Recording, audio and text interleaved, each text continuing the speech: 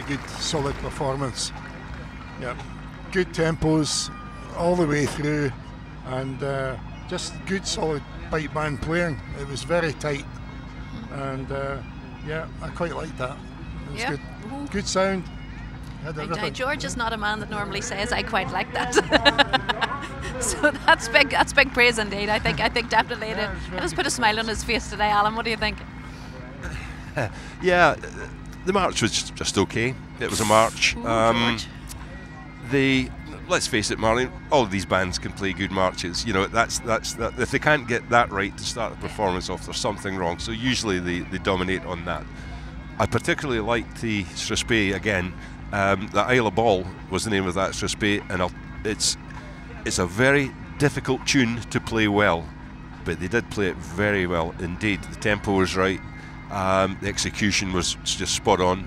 The reel, the first half, yeah, fine, but then I sort of detected some loss of integration between the pipers. They just weren't quite together, especially in some of the bottom hand movements on the chanter. It was getting just a little bit slack from the second half of the reel, but otherwise, yeah, that was quite an acceptable performance. Another solid performance then from Florence O'Toole. Yep. Okay. And next up then we have Scottish Power. And what can you tell me about them? Well, this is a band that's been just knocking on the door to win a championship. Whether it's going to be today or not, who knows? But yeah, over the last couple of seasons, especially, they've been getting closer and closer and closer to it. So yeah, we'll just wait and see what happens. Yes. Today could be their day then. Yeah, it could be. So there's still no sign of them approaching the line, so we've still time for a little chat. What do they be doing all this time, you know, whenever they're beyond that hedge, as we would say, before they walk up to the line? Is that their sort of final practice time, final tuning time? Yeah, just to focus and yeah. Yeah, that's what it is. It's just the final preparations. Okay. Before they come on. Yeah. And do you think they get the competitors get nervous, or is it sort of an adrenaline rush once they get into the arena? Well, there's not two people the same. There are quite a few people there that have nerves, and but there's a lot of adrenaline just pumping away there. Yeah, But you do get a lot of people that can't cope, and it takes some time to get used to it. Okay. What about the adjudicators? Do you think they ever feel nervous when they're adjudicating? Well, it does happen. Yes. Yeah. Yeah, it does happen. Yeah, sometimes if you're walking around the circle and you think you've heard something and you're not quite sure, and you've got to really pay attention and because everything is on a split second. Yeah, and it must be hard to maintain your focus all the time. I mean, down there it's very tight competition, and even the adjudicators, obviously, they have to focus 100% of the time, all the way. I mean, one loss, a second, your mind just wanders, and suddenly you can lose your whole train of thought. You cannot have a lapse of concentration for 1 second. Yeah. And following on from what George was saying, I think if you don't have some slight nerves in your tummy, there's something wrong, whether you're actually playing or adjudicating. I always remember we were talking about Bob Martin, the original pint major of Bog Hall and Bathgate, and he always said to me, he says, I watch you in the competition part, you're so calm and serene. And I says, well, isn't a duck calm and serene going across the water, but underneath he's paddling like fury, and that's what I used to do. And I think you've got to have that just to give you that extra edge. Yeah, I think so too. Well, approaching the line now, we'll see if they have the edge. The House of Edgar, Shotts and Dykehead. And therefore, no, it's Scottish Power, sorry, isn't it? I'm jumping ahead of myself. This is Scottish Power.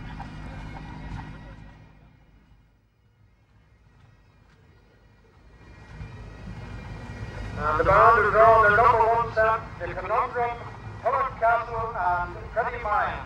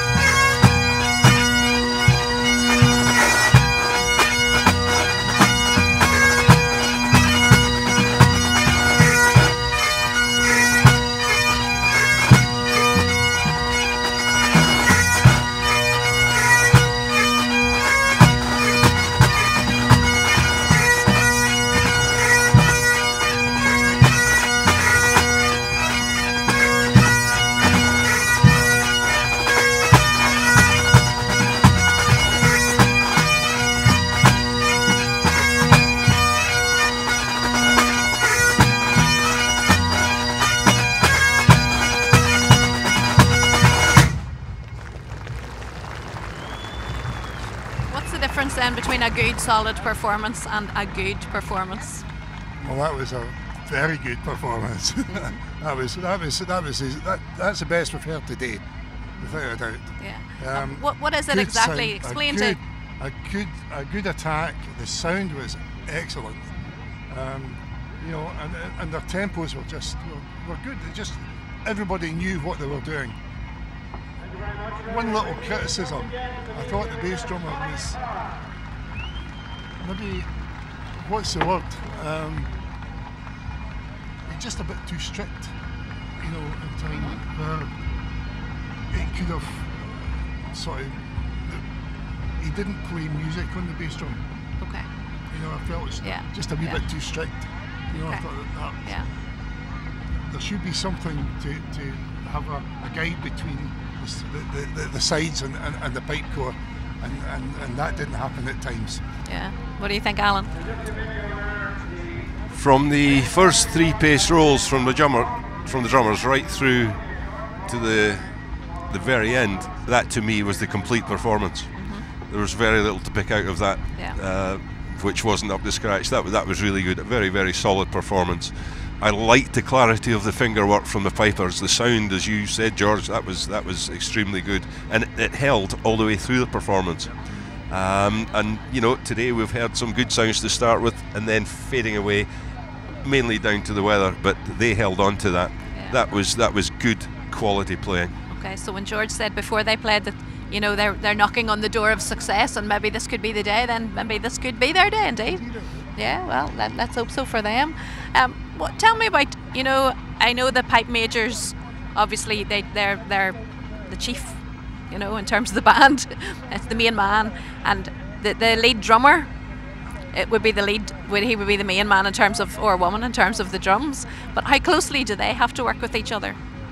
A lot of them don't work closely enough, but we encourage everyone in every band, every leading drummer, every pipe major to work closely together, and by and large that's now happening. It was something that didn't happen before. The pipe major would set the tunes out for the season, and the leading drummer would just set out the arrangements for the season, instead of getting together and discussing the tunes in question and how best they could marry up the drummers to the pipers. And you can actually hear that coming through today. Some of these arrangements from the drummers are absolutely magnificent. They're really going with the melody. So you can tell just who's put that little bit of extra effort into making a good arrangement for the tune itself. Yeah. And then that obviously helps the overall the ensemble performance, really, yes, doesn't it? that's right. And of course the leading drummer has got responsibility for the tenor drummers and also the bass drummer. Took on board George's point just now.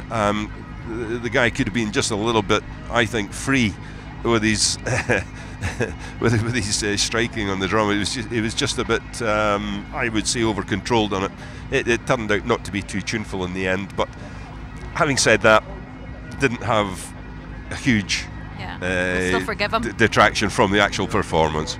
And I think actually I was taken up with what else was going on rather than dwell on the bass drummer. But yeah, I picked it up as well. It was there, but and who knows, the ensemble drum, the ensemble adjudicator might pick that up, and certainly the drumming adjudicator might pick something like that up, but I don't think that will have a huge impact on their actual placing at the end of the day.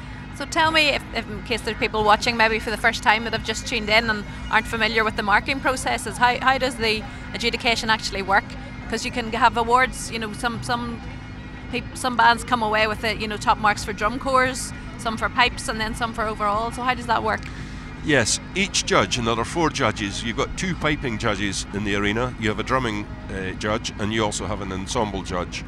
And what happens is, at the end of the competition, you place each band. Let's say, have we got, what, 22 bands here today? I'm not quite sure, but you've 16. Oh, yeah. Okay.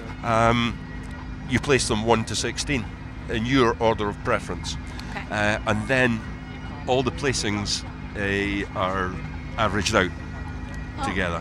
And let's say, for instance, if one band has 2 first places in piping, a second in drumming, and a second in ensemble, that will in fact give them 6 points.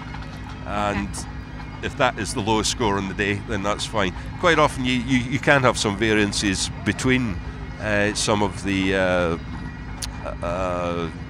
piping judges where they've got differences of opinion, but it may be that one judge is around one side of the band and the other judge around the other side heard something that the other judge didn't hear, so he's right and proper to put them down maybe a place or two for that. So you can have some anomalies like that, but largely I think the bands accept we're doing the best job that we can, and hopefully our backs are against the wall all the time.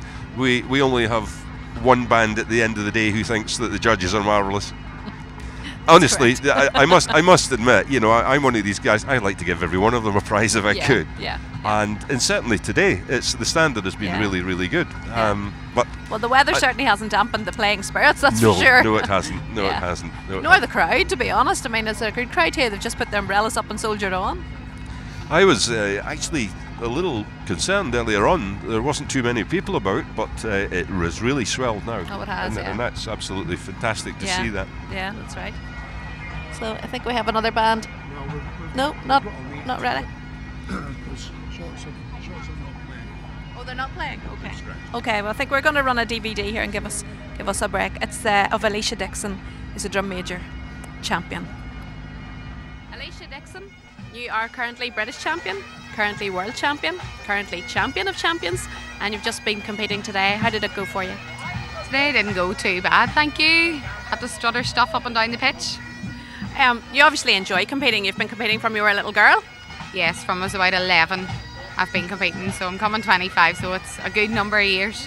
And how did you get into it from the start?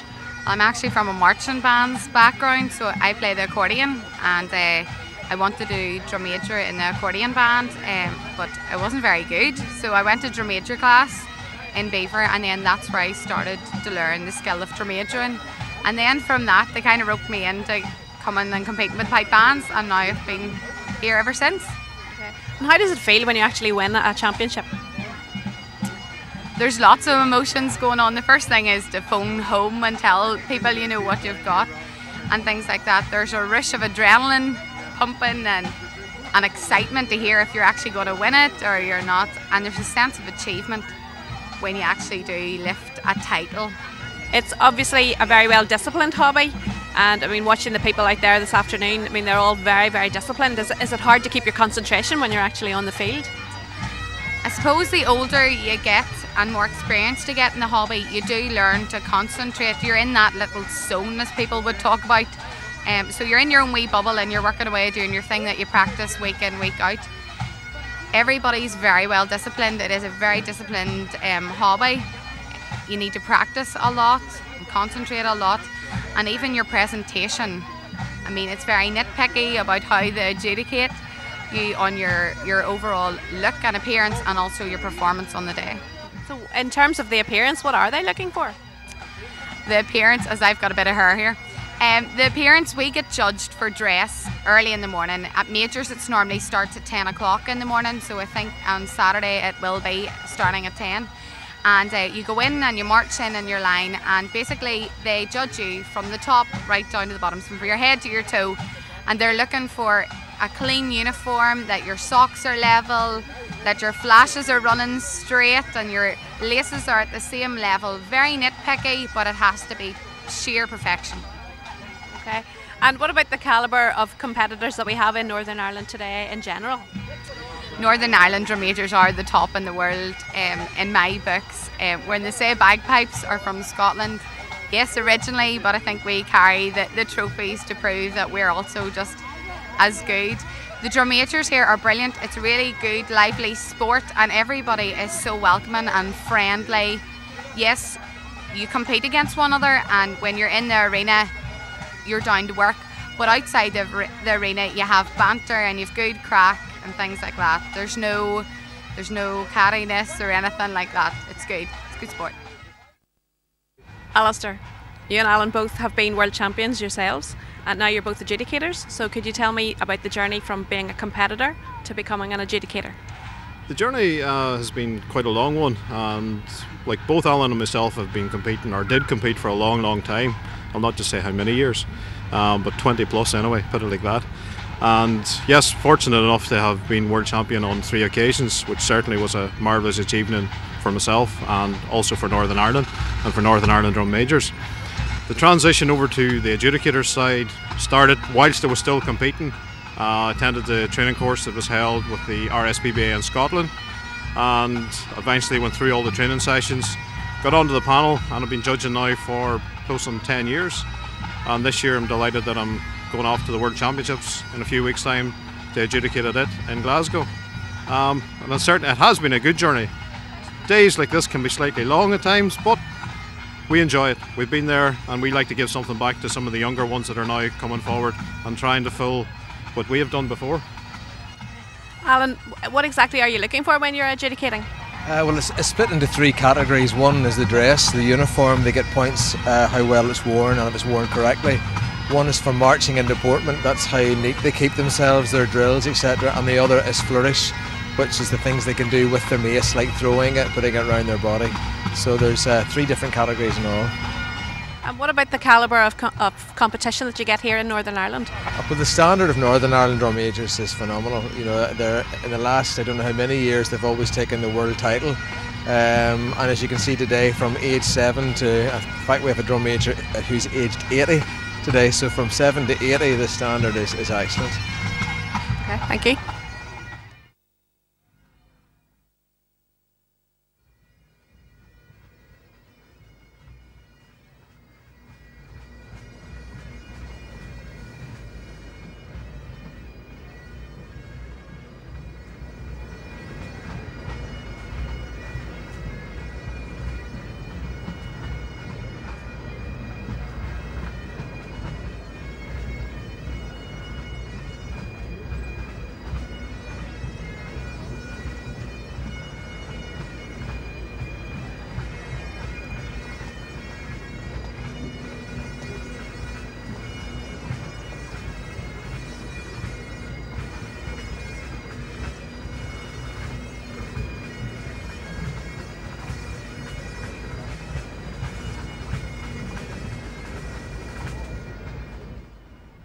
So we have Grampian Police coming up next, and their pipe major is Colin Walker, and this is one of the older bands in the pipe banding world. Again, they formed in 1907, and they were originally known as Aberdeen City Police Pipe Band. Is that correct?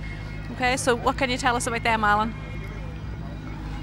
Yes, that's right, Marlene. The back in the 70s, when all the city police forces, they actually then spread out into the countryside, and they became Grampian Police. As we had Lothian and Borders Police earlier, they used to be the Edinburgh City Police Pipe Band, but then with the reconstruction of the police forces, they then became Lothian and Borders, as did Aberdeen become Grampian. Okay, and here they are, Grampian Police.